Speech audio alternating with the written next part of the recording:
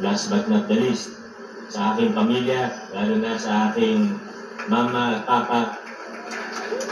Okay, bilang isang magulang, ang sarap pakinggan nitong speech ni Vico Soto no, after ng oath-taking niya as mayor, third termer sa Pasig. Paano niya binanggit pagpapasalamat, pagpahalaga sa mama at papa niya. Ang sarap sa tenga pakinggan. Panoorin natin ang oath-taking ni speech ni Vico Soto right after his oath-taking. Judge Bilogitan sa pag-administer ng aming panunumpa sa bawat Pasigenyo, sa mga kasama natin mula sa national government agencies, sa mga kasama sa lokal na pamahalaan ng Pasig, sa aking mga kasama sa gipin ng Pasig, Congressman Roman Romulo, Vice Mayor Dodot Jaworski, sa mga konsehal ng una at ikalawang distrito ng lungsod ng Pasig, sa mga kasama po natin mula sa pribadong sektor, mula sa civil society, mula sa mga barangay, mga kaibigan, at syempre, last but not the least, sa aking pamilya, lalo na sa aking mama at papa. Nung nakita nyo naman, walang hihigit pa sa suporta na pinakita nila, hindi lang sa akin, kundi sa ating lahat. Maraming salamat, mama at papa.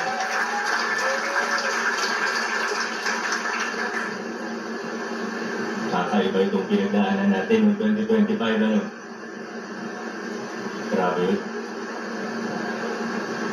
Noong 2019, nag-umpisa po tayo, lumaban tayo, subukan natin tumayo sa prinsipyo. Maraming nagsabi sa atin, sa amin, ni Congressman Roman, na imposible yung gagawin ninyo. Kung gusto niyo magkaroon ng tsansa man lang, kailangan gumastos din kayo. May mga nagpakita sa akin, mga batikan, mga dating politiko, mga political operator, alam niyo na po yung ibig ko sabihin. Lumapit po sa amin, sabi nila, gusto namin ng pagbabago. Pero yung iba sa kanila, hindi po talaga pagbabago yung gusto. Nakitaan kami ng mga estimate na kung gusto nyo manalo, kailangan meron kayong leader per barangay, per purok, per street. Nung kinocompute ko na, yung isa doon, yung malilig ka nung sumama sa press con, kilala ni Kong Roman yun. Kakampi daw namin, pero yung ginagawa nun, sabi, ito, itong breakdown, conservative na to, sabi gano'n. Kailangan, may allowance lahat yan. Para, hindi vote buying, pero per street, dapat may mga tao kayo. Tapos nung kinocompute ko na, syempre ako, bata, 29 years old that time, makikinig naman ako. Maninindigan ako, tatayo ako kung saan ako, pero makikinig muna ako. So pinakinggan ko, yung nandun yung mga papeles na ginawa po nila, kinumpit ko ngayon. Ito, per barangay, ganito. Per purok, ganito, per street. Aba, umaabot na sa more than 1 billion pesos yung computation nila.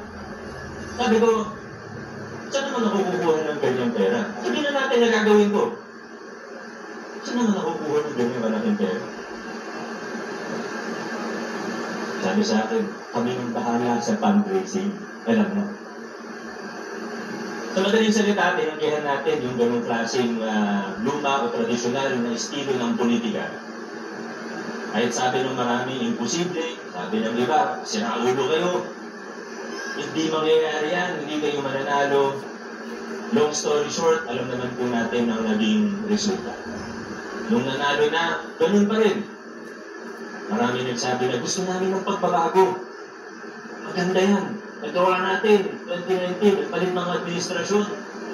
Pero, ayun na, may nalalapit ng mga kontrata, may nilalapit ng supplier, may nilalapit ng mga politiko.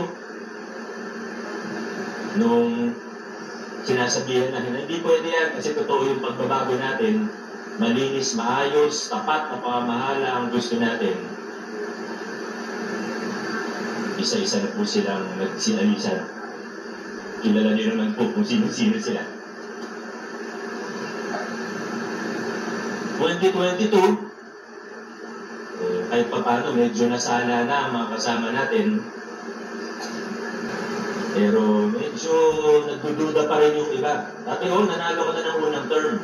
Pero para magtuloy-tuloy, para matapos mo yung 3 termino mo, ay kailangan, siyempre, yung mga konsyal, kailangan ituloy yung mga lumang kalakaran. Kundi, wala nang susuporta sa yung politiko pagdating ng 2022. Kaso mga kaibigan, ang puhunan po natin dito sa laban na ito, siguro konting galing, konting talino, pero ang totoong puhunan natin dito, paninindigan, ang ating katapangan, ang ating tigas ng ulo. Yan ang totoong puhunan natin dito. At buti na lang, may mga kasama tayo na naniniwala sa vision natin. Buti na lang, may mga kasama po tayo na nagbigay sa atin ng lakas ng loob. Una na po dyan, alam ko kahit di ko na banggitin, pero kailangan pa rin pong banggitin. Hindi ko po ito nagawa. Hindi ako nagsimula sa laban na ito, kundi ako binigyan ng lakas ng loob ng isang Congressman, Roman Roque.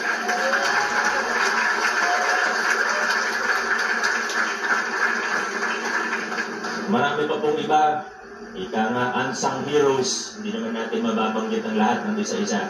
Pero noong 2022, ito na, nagkaroon tayo ng lineup na buo ang unang edition ng Giting ng Pasig.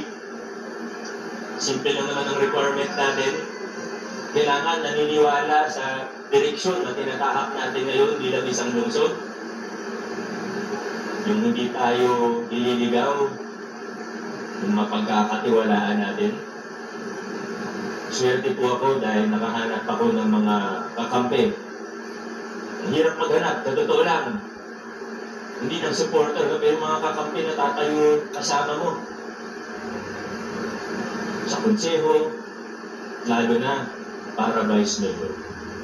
Mula 2022, kung 2019 to 2022, malalaking pagbabago, yung pinakamalalaking form ng korupsyon na tanggal natin. Pero mula 2022, napakita natin na posible rin ito hanggang sa Sangguniang Panlungsod. Vice Mayor Dodo Jaworski, maraming salamat. Ganon din sa ating mga konsehal. 2025, ganon pa rin po. Dumami na ang naniniwala, dumami ang sumusuporta, pero may iba na kinakabahan pa rin papunta sa ikatlong termino natin ng pagbabago. Nung malapit ng filing, nung nakikita na hindi gumastos yung iba, may mga tumawag sa amin na kahit mula sa ibang LGU na nag-aalala para sa atin. Kakayanin ba yung gastos? Hanggang daw gumastos ng 2 billion, totoo ba yun? Ang tawag daw gumastos ng 4 billion, totoo ba yun?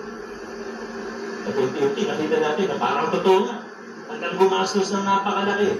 Hanggang manira, hanggang magpakalat ng fake news, disinformation, hanggang magbayad ng media,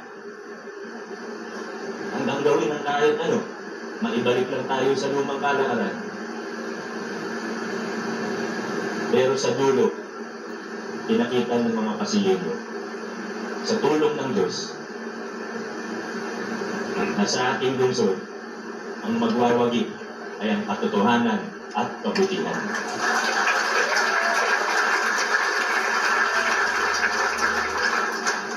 Mga kaibigan, tuloy po ang laban. Marami pa tayong kailangan gawin. Pero sa pagkakataong ito, hayaan niyo pong i-address ko ang iba't ibang grupo ng tao. Hahatiin ko na lang po sa 3 grupo ng mga pasilyo. Unahin ko na po ang mga pasilyo, hindi man sila ganun karami, pero meron pa rin. Hindi natin minamasama. May mga iba na hindi sumuporta sa atin ng Giting ng Pasig, pero yung dahilan nila ay sincero. Totoong naniniwala sila sa ibang kandidato, totoong hindi sila naniniwala sa mga pagbabago natin. Wala pong problema doon. Ako po unang magsasabi na dapat tumayo ka sa paniniwala mo. Yung po sa unang grupo na ito, sa mga hindi sumuporta, pero totoong dahilan, sincero. Ngayon po, ang ating pamahalaan, alam niyo naman po yung tinataguyod natin na estilo ng pamahala. Hindi tinitingnan ang kulay ng politika. Hindi nila kailangan humingi ng pasensya sa akin. Magtulungan tayo, magtrabaho tayo, magkaisa tayo para sa ikabubuti ng ating lungsod. Ngunit meron din pong ikalawang grupo ng mga pasilyenyo. Hindi ko alam kung mas malaki o mas maliit ito din sa unang grupo. Pero meron pong mga hindi sumuporta sa iba kahit na alam nila ang totoo. Meron tayong mga nakita na alam nila yung kandidato nila kung paano yumaman. Alam nila. Okay lang kung hindi nila alam eh. Alam nila kung paano yung kalakaran na ginagawa para makakuha ng malalaking kontrata sa nasyonal na pamahalaan. Na pinakita pa sa kanila yung mga sasakyan na sinabihan sila na ito binibigay namin sa mga congressman ng ibang distrito at mga party list. Nakita nila, narinig nila sa sarili nilang mata at tenga kung magkano yung mga kickback na binibigay sa mga politiko. Pero yun yung pinili nilang suportahan. Muli po, kung hindi nila alam, okay lang po sana. Kaso, ang problema, alam nila. And that says more about them than it does about me. Sa mga taong ito,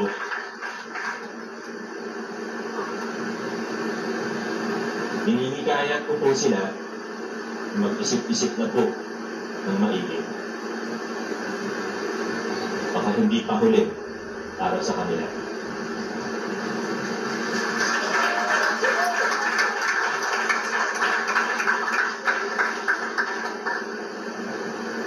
At syempre, kasama na po siguro din sa grupo na yun. Alam niyo, ito hindi ko sinasabi. Pasensya na po kung medyo seryoso ang ating mensahe ngayong umaga. Pero may mga bagay po na kailangan ko lang din sabihin para na rin sa aming proteksyon at sa proteksyon ng ating lokal na pamahalaan at sa lahat ng ating ginagawa. May mga bagay po na hindi ko pwede sabihin noong panahon ng pangampanya. Kasi baka sabihin, political motive. Baka sabihin, siyempre pagka political season, ngayon pagsalita, kasi sabihin, politika lang yan. Ngayon, wala nang politika. 2028, hindi ako tatakbo. Ngayon pa lang, sinasabi ko na sa inyo. Kaya malaya akong gawin kung anong tingin ko ang tama.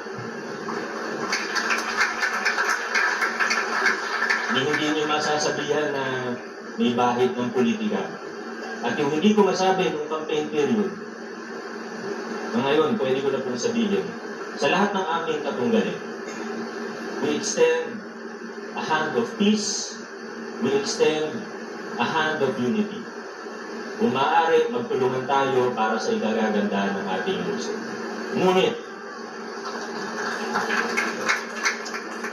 Ngunit, kailangan may managot sa mga krimen na naganap.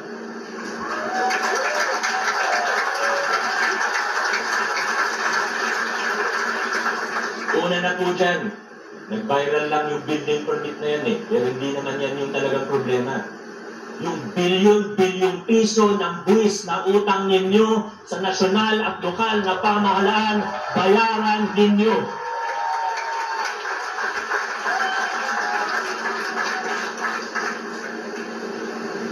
Hindi po ako galit. Nagpapaliwanag lang. Tatayaan po natin kung anong tama. At handa po akong makipag-usap kahit kanino, kahit sa taong siniraan ako, kahit sa taong sinabotari ako, kahit sa taong gumastos ng napakalaki upang sirain ang ginagawa natin sa lokal na pamahalaan. Anyway, sa dulo, hindi naman sila nagtagumpay. Higit 90% ng mga pasigyenyo ay naniwala sa atin, hindi sa mga kalokohan nila. Kaya handa po ako makipag-usap, handa po ako makipagkasundo. Kaya natin makipagtrabaho kahit kanino. Tutulungan ko pa sila. Ayusin lang nila ang mga problema nila sa BIR at sa business taxes sa ating lokal na pamahalaan. Simple lang po ang aking condition. At may pangatlong grupo pa po. At ako po'y naniniwala, makita naman po natin sa resulta ng halalan na ang karamihan sa ating mga pasiyenyo ay napapabilang sa ikatlong grupo na ito. Sa mga pasiyenyo na sumuporta, sa mga pasiyenyo na naniwala sa direksyon natin, naniniwala sa direksyon na tinatahak natin ngayon bilang isang lungsod. Sa lahat ng nagpagawa ng t-shirt, sa lahat ng nagpagawa ng kanya-kanyang tarpaulin, sa lahat ng nagpagawa ng headband, nag-edit ng video, nag-post sa social media, sumigaw sa kalsada, at kung ano-ano pa. Maraming salamat sa inyo. Ang giting ng Pasig, hindi lang po ako, o ang ating Congressman Roman, Vice Mayor Dodot, o ang ating mga konsehal. Ang giting ng Pasig ay ang bawat isang Pasigenyo na patuloy na lumalaban para sa pagbabago at reforma ng ating mahal na lungsod. Mga kasama, 2025, meron tayong napaka-espesyal na pagkakataon, pambihirang pagkakataon dito sa ating lungsod. Sana po ay magkaisa tayo, tuloy-tuloy natin itaguyod ang mabuting pamamahala, tuloy-tuloy natin itaguyod ang pamamahala na may transparency o bukas sa mamamayan, isang mapanlahok na pamayanan, gobyerno na may pananagutan sa taong bayan. Tuloy-tuloy po natin ipaglaban ang mga nasimulan ng pagbabago tungo sa universal healthcare, tungo sa programa ng pabahay ng makatarungan, laban sa korupsyon, laban sa politika at pag-gobyerno na mapansamantala. Sama-sama po tayo. Mga nasimulan natin, paibingin pa po natin. Naniniwala po ako na tayo ay magkakasama at sa lungsod ng Pasig, hindi na po tayo aatras pa, hindi na tayo liliko-liko pa, dire-diretso lang po tayo. Mga Pasigenyo, God bless sa ating lahat, mabuhay ang lungsod ng Pasig. Maraming salamat po.